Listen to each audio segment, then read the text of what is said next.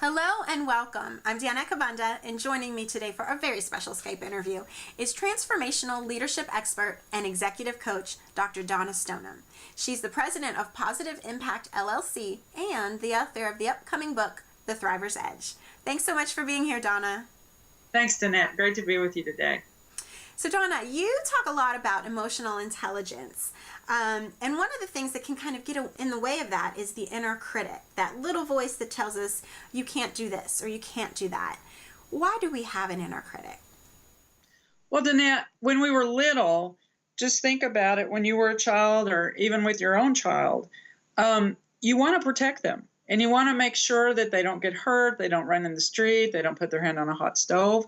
So there's a lot of, when we're little, there's a lot of, no, don't do that. No, don't do this. No, don't do that. And what happens, unfortunately, is we tend to carry that voice of what I call the naysayer into our adult life. And we give it a lot of airtime without being conscious that that's what we're doing in a lot of ways. And, it could be the voice of a parent or the voice of a teacher or a coach or somebody maybe that was highly critical. And we just sort of internalize that voice in our own head.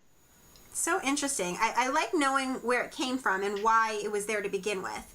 But like you said, it changes over the course of time. So as that relationship changes with the inner critic, how can we make sure that we're managing it instead of it managing us? Well, that's a great question. And there's a couple of strategies that we can take, both external and internal.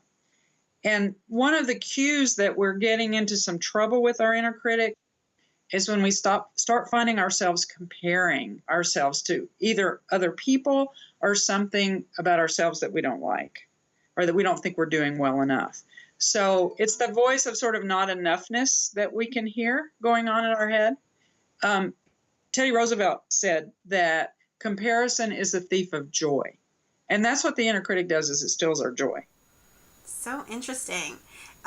So what's something that we can do to kind of combat that? Well, as I said, there's external strategies and internal strategies. So externally, it's really important that we pay attention to who we surround ourselves with. So being around positive people who affirm us and build us up rather than tear us down is really important. Having a network of support of people that we can count on if we need to just call somebody up and say, hey, I just need to run this by you. What do you think? And knowing that we can trust that is really important. So making sure that we've got good supportive people around us is important. And sometimes we can't always control that. If we're at work or something and we have people that are negative, then we have to learn how to take care of that internally so that we don't let it sort of seep in.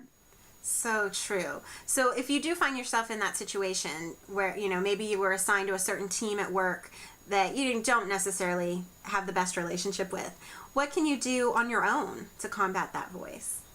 So there's several things. One is, I think, being really focused on our breathing when we start to find ourselves letting the inner critic run away with us, to sort of bring ourselves back to center. That's always a helpful practice. A second thing that we can do is, I mentioned the inner critic and I mentioned the inner champion earlier. So tuning into something that we value about ourselves, a quality, a strength, a characteristic that we appreciate, and really considering that and thinking about that can help shift the energy of the inner critic. And then I think that the third thing is gratitude. Studies have shown that if you're really practicing gratitude, that you actually can't be anxious or negative. And so thinking about something that you feel really grateful for in your life is also something that can help upset the balance and right the ship, so to speak, in favor of the inner champion versus the inner critic. So really learn to focus on those positives. Surround yourself with positive, supportive people.